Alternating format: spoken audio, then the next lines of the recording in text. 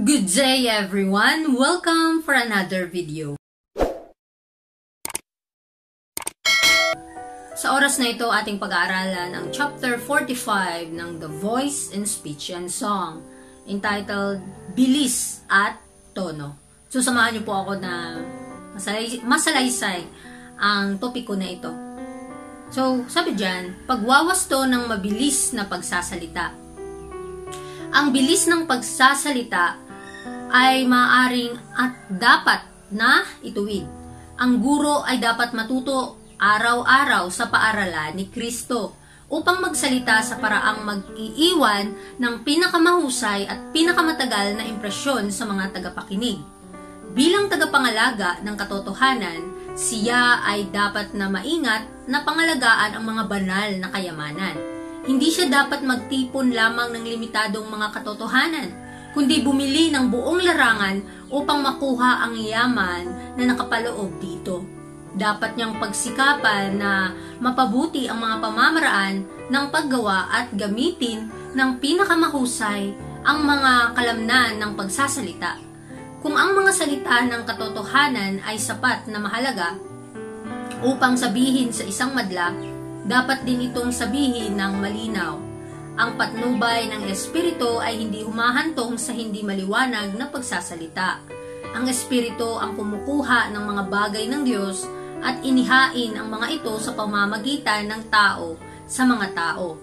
Kaya't hayaang lumabas ang mga ito mula sa ating mga labi sa pinakaperpektong paraan. So dito makikita natin gaano kaganda mga kapatid na magsalita ng malinaw sa mga tao upang malinaw nilang marinig ang katotohanan at kanila itong maintindihan. Tayong mga kabataan, tayong mga taga-dala ng katotohanan, pinapayuhan tayo ng ating Panginoon na dalhin natin ang mga katotohanan at ipabatid sa mga tao ng may katapatan, may pag-ibig at ng may malinaw na salita. Huwag yung mabilis, kailangan katamtaman lamang upang upang maintindihan ng mga tao at kanila itong maunawaan. Kailangan pa nating mag-aral ng maraming mga bagay, mag-aral ng mga katotohanan, ihambing ang bawat kahulugan nito upang ating mas lubos na maintindihan, maunawaan tayong mga tagapagdala nito. Upang ang banal na Espiritu ang siyang magpapaalala sa atin ng mga salita kung ito'y kinakailangan. Kaya sa panahon natin ngayon, i-mold na natin ang ating mga habit, ang ating character na mag-aral ng mga salita ng Panginoon upang ito yung makita, ma-reflect sa ating mga ugali. Dahil tayo po ay hahantong sa mahirap na sitwasyon. Ngunit kahit pa naman yun ang mangyayari, alam ng Panginoon ano ang dapat nating gagawin. Kaya kinakailangan na alamin din natin sa ating mga sarili kung papaano tayo matutulungan ng Panginoon.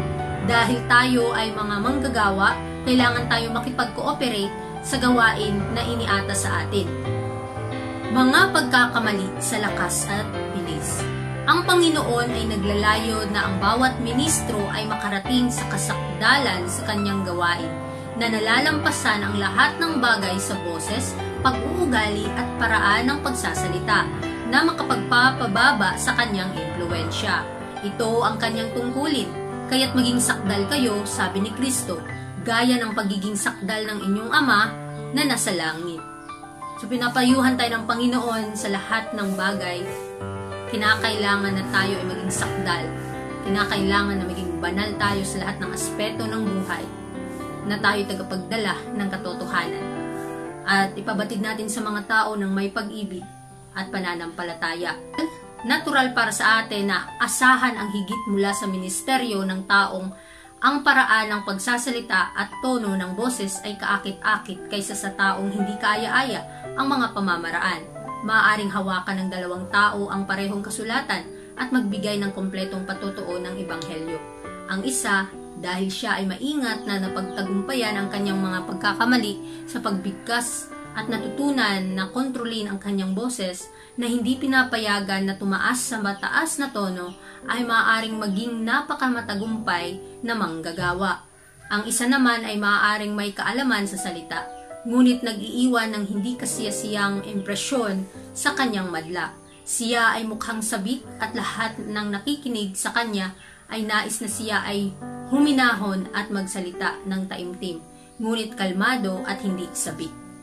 Pinapaalalahanan tayo ng Panginoon na kailangan kontrolin natin yung tono ng ating mga boses sa ating pagsasalita at maging sakdal tayo at huwag tayong maging sabik na magsalita dahil baka mag-iwan tayo ng mga hindi magandang ekspresyon sa mga tao.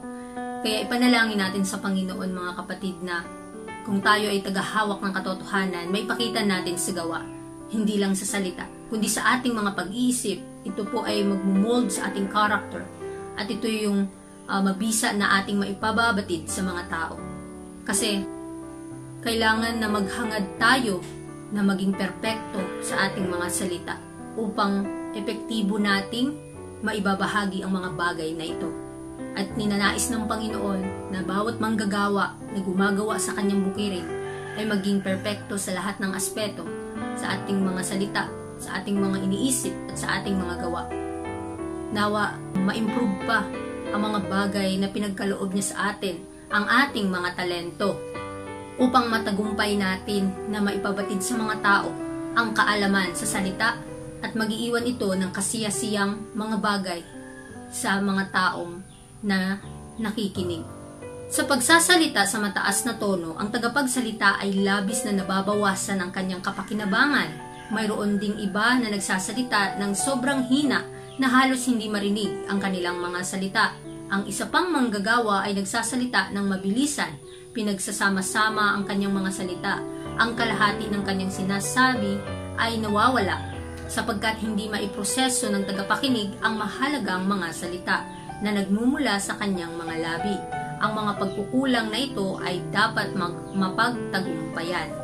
So, kinakailangan kung tayo ay magsalita, may malinaw na impresyon, may malinaw na mga words, mga salita na lumalabas sa ating mga bibig. At kinakailangan na kontrolin ang ating mga boses, ang tono, upang magbigay ng kapakinabangan sa mga tagapakinig. Mayroon ding nagsasalita ng sobrang hina, kailangan natin ito mapanagumpayan. Upang mas mabisa nating may pababatid sa mga tao ang katotohanan, kinakailangan na dahan-dahan may pag-ibig at pananampalataya ang ating mga salita at upang mabilis na maintindihan ng mga tao. At ang mga salita na nagmumula sa ating mga labi ay kinakailangang ipanalangin para kung meron tayong mga pagkukulang ay atin po itong mahingian ng patawad at mabago ang ating mga pagkakamali sa pagsasalita. Dapat sanayin ang sarili na magsalita ng mabagal, ngunit taimtim at seryoso, na may buong kapanatagan na maibibigay ng salita ng Diyos. Sa ganitong paraan, makikinabang ang tagapakinig sa bawat pangungusap. Ang bawat salita ay binibigkas ng malinaw at nag-iiwan ng impresyon sa isipan. Ang mabilis na pagsasalita at pagtaas ng tono ng boses ay mga pagkukulang na dapat mapagtagumpayan ng sinuman kung nais niyang mag-iwan ng pinakamasamang impresyon habang nagdadala ng mensahe ng Diyos sa mundo. Hayaan mong ang salita ng Diyos ay maging isang amoy ng buhay patungo sa buhay. Alam natin na ang salita ng Panginoon ay may nag-iiwan ng impresyon sa mga tao. Nawa ito ay maging epektibo na tutubo sa kanilang mga puso at maipakita sa kanilang mga gawa.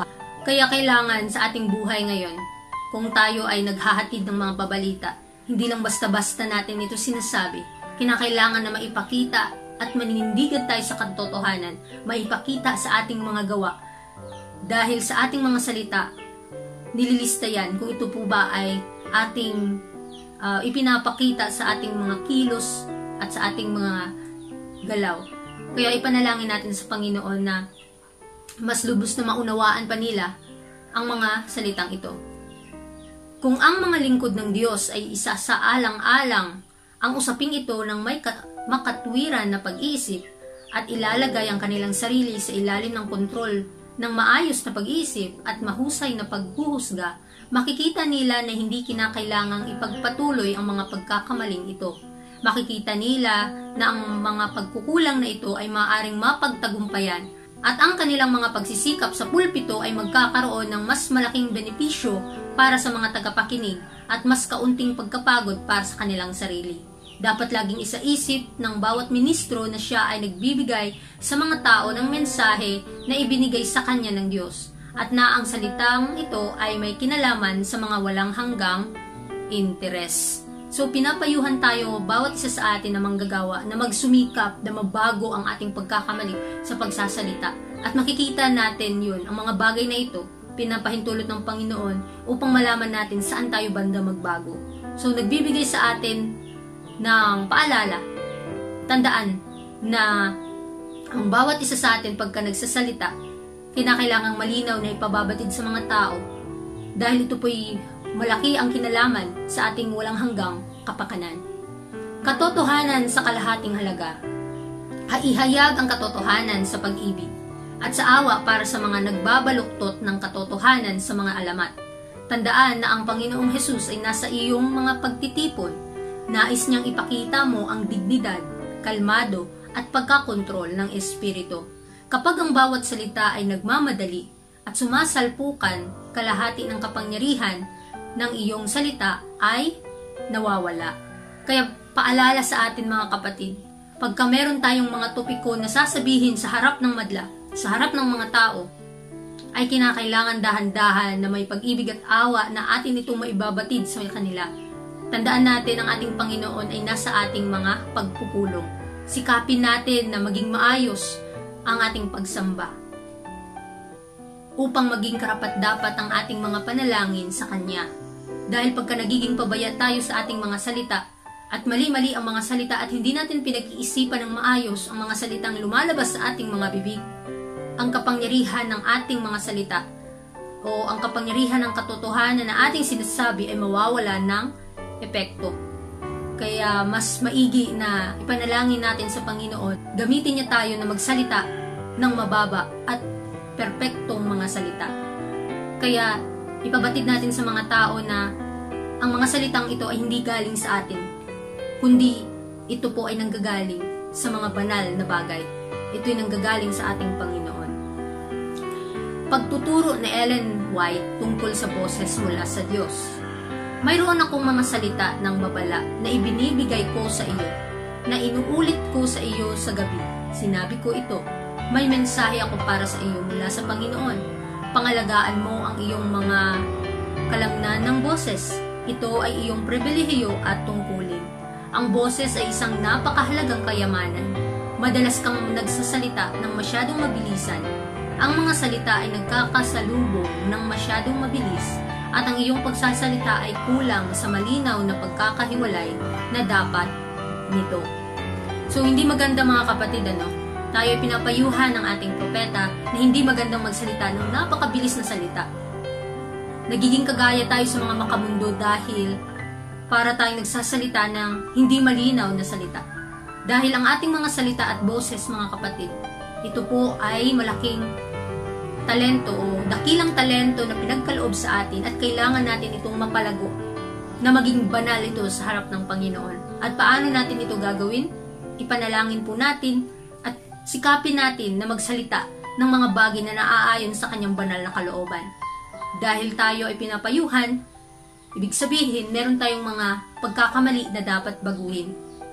At pasalamat tayo mga kapatid dahil pinapayuhan tayo ng ating propeta na ano yung pinakamabisa, pinakamagandang gawin para maging epektibo ang mga katotohanan na ating sinasabi. Sa pagsasalita sa malalaking kongregasyon tulad ng ginagawa mo, tungkulin mong bigyan ng lahat ng posibleng pagpapahinga ang iyong mga kalamnan ng boses. Kapag nagsasalita, huminga ng malalim at buong paghinga ng hangin. Gamitin ang mga kalamnan ng tiyan at sa ganitong paraan, ilipat ang pasanin na kasalukuyan mong ipinapataw sa lalamunan at baga. So, tayong mga nagsasalita, minsan napapagod ang ating mga boses, ang ating lalamunan, ang ating mga tiyan, o buong kalamnan ng ating katawan. Kaya ayaw ng Panginoon na pag nagsasalita tayo, ay hindi handa ang ating buong katawan. Kailangan na maging matalino po tayo sa pagsasalita at gamitin ang mga salita ng Panginoon bilang isang paalala at gabay kung papaano tayo magsalita ng tama. Pinapalalahanan tayo na sa ating mga salita ay huwag nating pahintulutan na mapagod ang ating mga lalamunan dahil nagiging walang epekto ang katotohanan pagka ang tagapagsalita ay nawawalan ng saysay o yung mga tagapagsalita ay nawawalan ng lakas na magsalita. Kailangan na ihingi natin sa Panginoon ang mabuting pangangatawan upang tayo ay maging epektibong manggagawa, lalong-lalo na sa pagsasalita sa madla. Ingay at mabilis na pagsasalita, hindi patunay ng presensya ng Diyos. Ang ilang mga ministro ay nahulog sa pagkakamali na iniisip nilang hindi sila magkakaroon ng kalayaan sa pagsasalita maliban kung itataas nila ang kanilang boses sa mataas na tono at magsalita ng malakas at mabilis.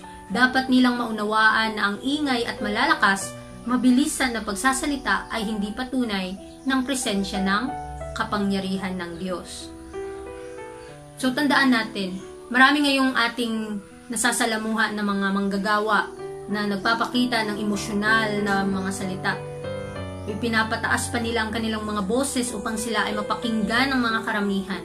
Ngunit hindi po yun ang basihan kung tayo po ay pinangunguluhan ng Panginoon. Dahil ang nais ng Diyos na malinaw, may mapagpakumbabang puso, at dahan-dahan nating maisasambit ang mga katotohanan sa mga tao. Hindi yung ating mga sarili lamang emosyon ang nangunguna sa ating mga salita.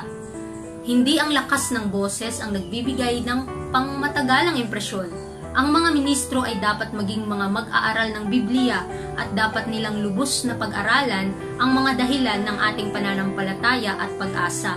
At pagkatapos may buong kontrol sa boses at damdamin, ay dapat nilang ipahayag ito sa paraang maaaring mapag-isipan ng mga tao ng mahinahon at magpasya ayon sa mga ebidensyang ibinigay. At habang nararamdaman ng mga ministro ang puwersa ng mga argumento na kanilang ipinapahayag sa anyo ng solemni at sumasalangsang ng katotohanan, magkakaroon sila ng sigasig ayon sa kaalaman. Tayo ay pinapaalalahanan na ang salita ng Panginoon ay salitain natin ng hindi malakas na boses. At dapat nating pag-aralan pa ang mga katotohanan para marami tayong mga bagay na maintindihan at masabi sa ating mga bibig. So, maaari tayong magkamali at kinakailangan ang mga pagkakamaling ito ay makita natin at kailangan may pagbabago na magaganap sa atin. So, bawat isa sa atin may puwersa tayong dapat na baguhin. Binibigyan tayo ng kapangyarihan ng Panginoon sa ating mga salita, mga talento, upang maging epektibo tayong manggagawa at magamit sa kanyang gawain. At maging masigasig tayo sa paggawa, sa pag-aral ng mga salita ng Diyos. Sabi dyan, ang di makikinig ng mga panalangin ay kasiyahan kay Satanas. Sa mga panlipunang pagpupulong, may espesyal na pangangailangan para sa malinaw at tiyak na pagsasalita upang lahat ay makarinig ng mga patotoo at makinabang mula rito. Ang mga kahirapan ay nalulutas at ang tulong ay ibinibigay habang sa mga panlipunang pagpupulong, ibinabahagi ng mga tao ng Diyos ang kanilang mga karanasan. Ngunit madalas, ang mga patotoo ay ibinabahagi sa hindi tamang, hindi tiyak na paraan ng pagsasalita at imposibleng makuha ang tamang idea ng kung ano ang sinasabi. Sa ganitong paraan, madalas na nawawala ang pagpapala. So maging mapagbantay po tayo sa bagay na ito mga kapatid dahil ang Panginoon nagpapaalala sa atin na ang ating mga panalangin ay hindi maririnig pagka tayo ay mali o mali yung ating paggamit ng ating mga salita. So habang ibinabahagian natin ang mga tao, ang kanilang mga karanasan ay nagbibigay ng inspirasyon sa mga tao, kailangan na maingat nating sasabihin ang ating mga salita sa kapangyarihan ng Panginoon sa mga taong nakikinig. So sa ganitong paraan, kinakailangan na tuunan natin ng pansin ang bawat bagay na dapat nating magamit sa kanyang gawain. Dahil pagka nagiging pabaya po tayo sa mga tungkulin natin, magiging walang epekto ang katotohanan at ang pagpapala ay magiging walang bisa. Kaya kailangan ipanalangin natin sa Panginoon na bawat salitang ating binibigkas ay maging kaaya-aya sa kanyang harapan. Pag-isipan, ipanalangin ng maigi upang hindi tayo magkamali sa anumang bagay na ating sinasabi, na maipakita din po ito sa ating mga gawa. Kaya sa ating pag-aaral ng chapter 45, nawa ay maintindihan natin kung gaano kabilis ang tono. Sinasabi sa atin na hindi tayo magsalita ng mabibilis na salita. Kinakailangan na iwasto natin ang ating pagsasalita. Dahil tayo mismo na mga tagapagturo ng katotohanan, kinakailangan na maedukar din, matuto tayo sa paaralan ni Kristo. Ano ang dapat nating gawin upang maging epektibo ang katotohanan, ang mensahe na ating dinadala sa mga tenga o sa mga tagapakinig natin. Kaya muli, maraming salamat sa inyong pakikinig. I am your presenter, Sister Ella, and God bless.